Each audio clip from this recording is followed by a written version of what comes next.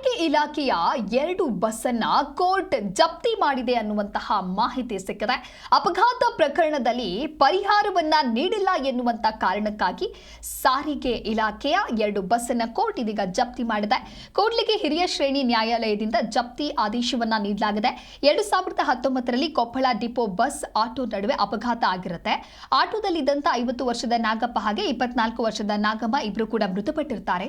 ಪರಿಹಾರಕ್ಕಾಗಿ ಕೂಡ್ಲಿಗಿ ತಾಲೂಕು ನ್ಯಾಯಾಲಯಕ್ಕೆ ಮನವಿಯನ್ನ ಮಾಡಿಕೊಂಡಿರ್ತಾರೆ. 2019ರಲ್ಲಿ ನಡೆದಿರುವಂತಹ ಅಪಘಾತ ಇದು. ಆಟೋದಲ್ಲಿ ಪ್ರಯಾಣಿಸ್ತಾ ಇದ್ದ ನಾಗಪ್ಪ ಹಾಗೆ ನಾಗಮ್ಮ ಮೃತಪಟ್ಟಿರ್ತಾರೆ. ಮೃತರ ಕುಟುಂಬಸ್ಥರು ಪರಿಹಾರಕ್ಕಾಗಿ ಕೂಡ್ಲಿಗಿ ತಾಲೂಕು ನ್ಯಾಯಾಲಯಕ್ಕೆ ಮನವಿಯನ್ನ ಮಾಡಿರ್ತಾರೆ.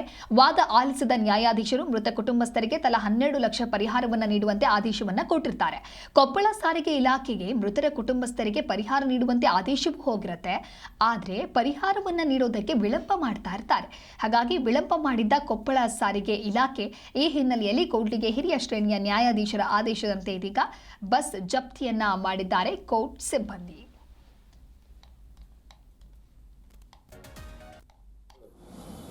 ನಾಗಮ್ಮ ಅಂತ ಅವರು ಶಿವಪುರದಿಂದ ಹೊಸಪೇಟೆಗೆ ತರಕಾರಿ ಮಾರ್ಕೆಟಿಗೆ ತರಕಾರಿ ಹಾಕೊಂಡು ಹೋಗಿ ತರಕಾರಿ ಮಾರಾಟ ಮಾಡಿ ಮತ್ತು ವಾಪಸ್ ಬರಬೇಕಾದ್ರೆ ಶಿವಪುರದ ಹತ್ರ KSRTC ಬಸ್ ಆಪೋಸಿಟ್ ಬಂದು ಟಾಟಾ ಎಸಿಗೆ ಡಿಕ್ಕಿ ಪಡಿಸಿದ್ರಿಂದ ಈ ಅಪಘಾತದಾಗ ಸತ್ಯಮ್ಮನ ನಾಗಮ್ಮ ಹಾಗೆ ಪುಟ್ಟಮ್ಮ ಇವರು ಗಂಡ ನಾಗಪ್ಪನವರು ಸ್ಥಳದಲ್ಲೇ ಮೃತಪಟ್ಟಿರ್ತಾರೆ.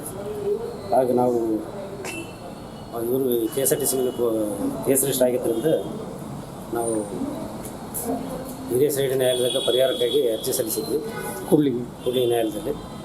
ಅದು 16/11/2022ರಲ್ಲಿ ಜಡ್ಜ್ಮೆಂಟ್ ಆಗಿತ್ತು. Case number 29/2022